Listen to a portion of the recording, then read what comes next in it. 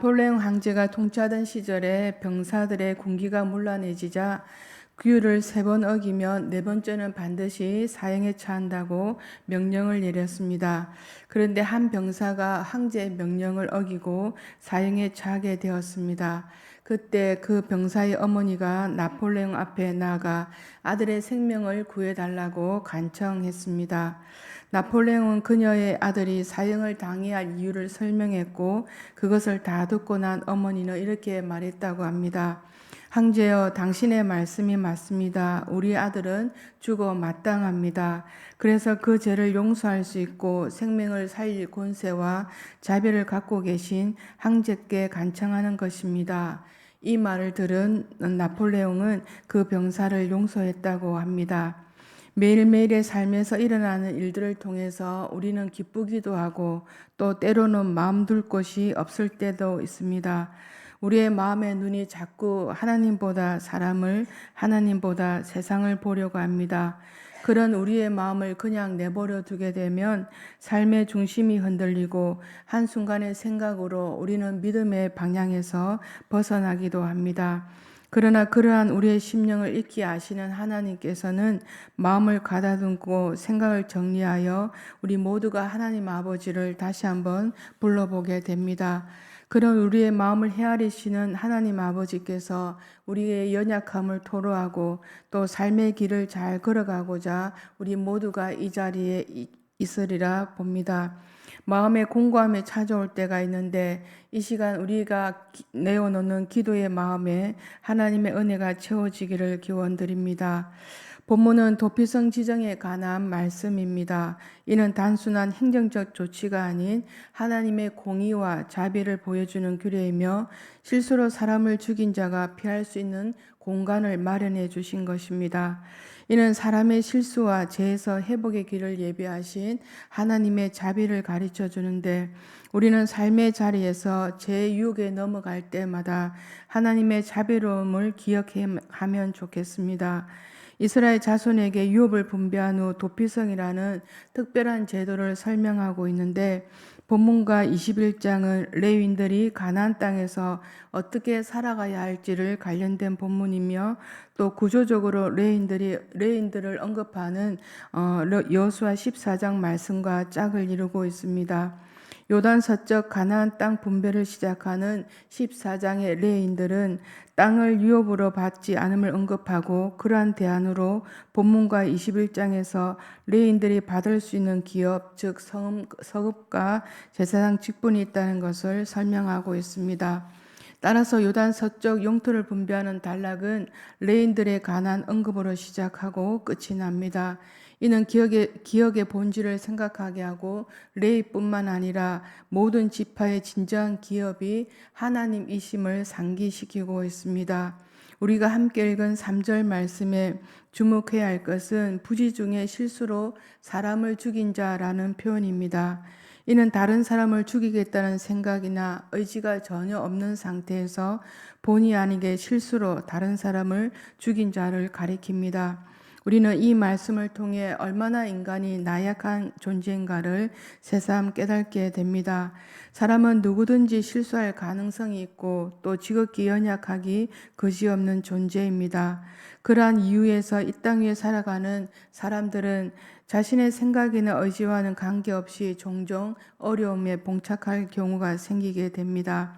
사람은 누구나 실수할 수 있고 실패할 수 있는데 실수를 용납하지 않는 우리의 마음 때문에 때로는 자신이 던진 그물에 걸릴 때가 있습니다.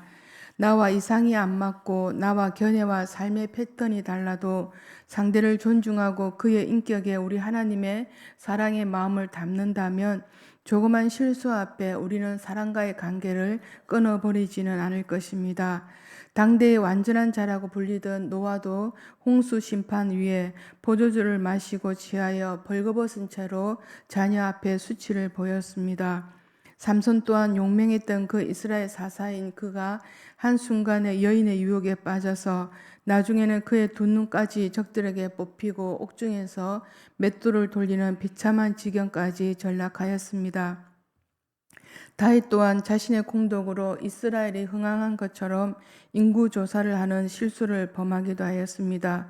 이처럼 사람은 누구든지 실수할 가능성이 있는 연약한 존재로서 일생을 살아가면서 우리는 많은 실수를 범하기도 합니다.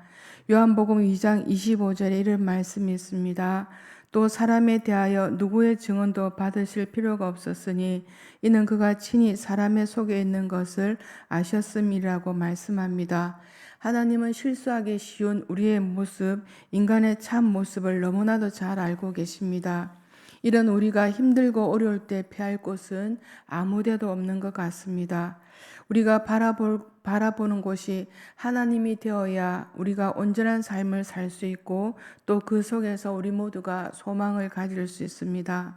하나님만 바라볼 수밖에 없는 우리 자신이 자신의 연약함으로 실수하고 죄를 범할 때 우리 모두가 용서받을 수 있습니다.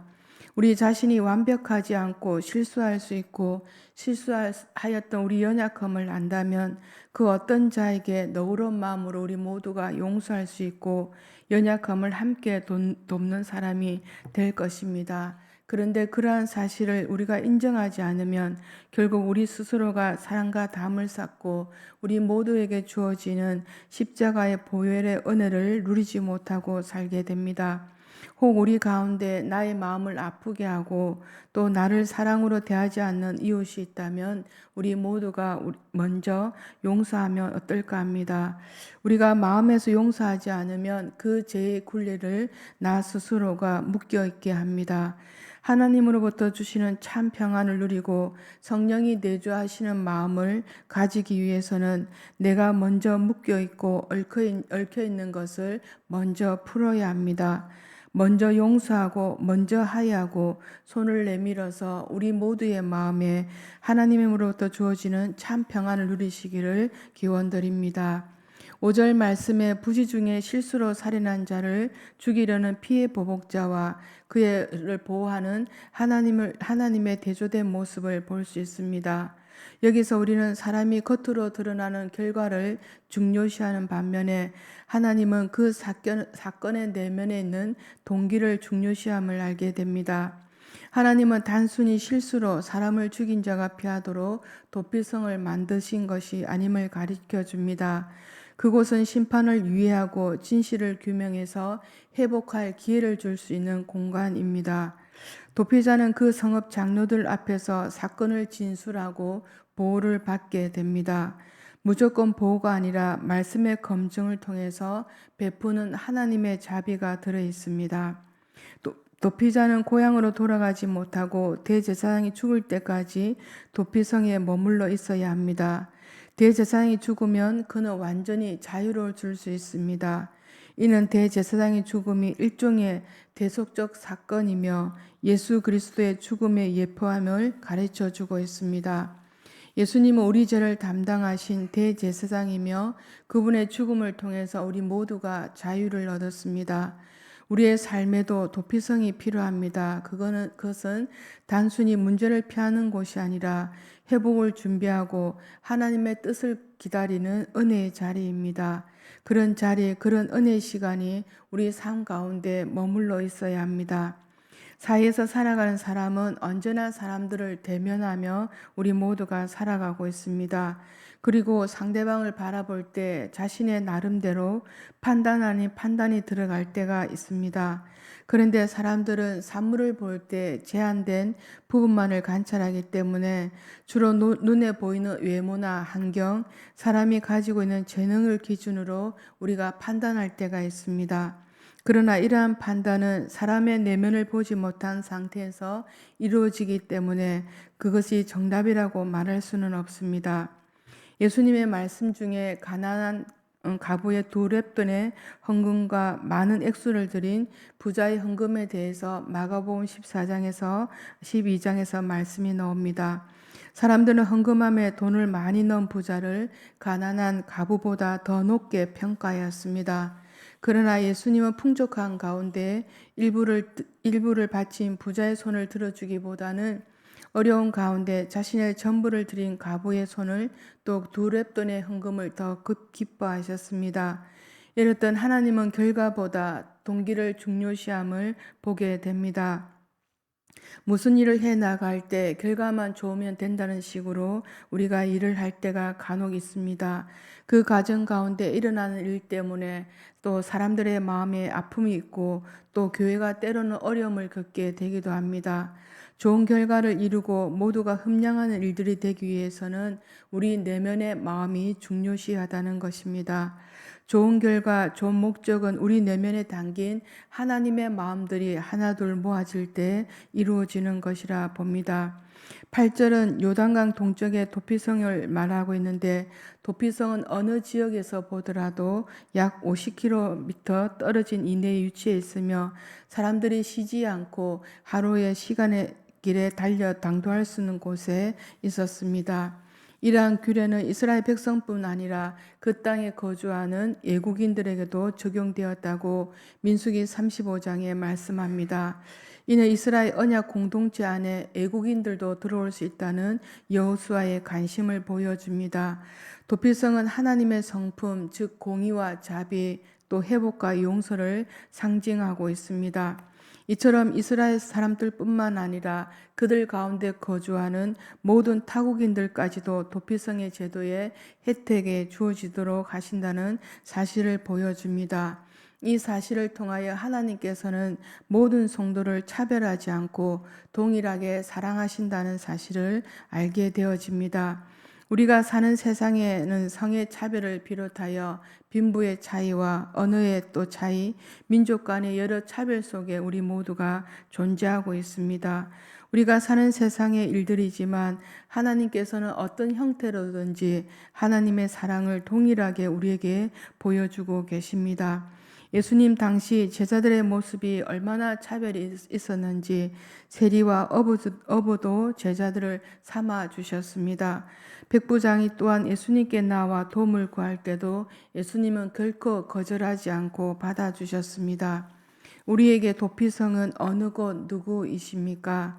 예수님께로 피하는 사람에게는 그 어떤 자라도 내치지 않으시고 우리가 마음을 열고 다가오는 만큼 우리에게 임하여 주시고 계십니다.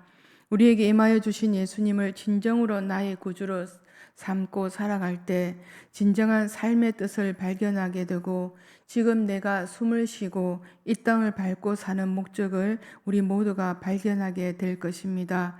세상을 향한 나의 마음이 열려 있다면, 세상을 향해 나의 발걸음이 뻗어 있다면 돌이켜서 주님께로 바짝 다가와서 우리 모두가 하나님께 또 예수 그리스도 앞에 마음을 활짝 열기를 기원드립니다.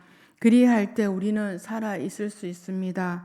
그리할 때 진정한 참 생명을 담고 하루하루에 담긴 삶을 힘있게 또 뜻있게 우리 모두가 살아갈 수 있습니다.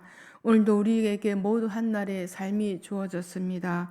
어느 누구에도 주어진 삶이지만 우리 모두에겐 특별한 삶이 주어졌습니다. 우리 모두가 예수 그리스도와 함께 동행하는 삶이 되어질 때 우리는 그 속에서 내가 살아있음을 발견하게 되고 내가 이 땅에 왜 존재하는가를 뜻깊게 또 발견하게 됩니다. 그런 하루를 보내는 저와 여러분이 되시기를 간절히 기원드립니다.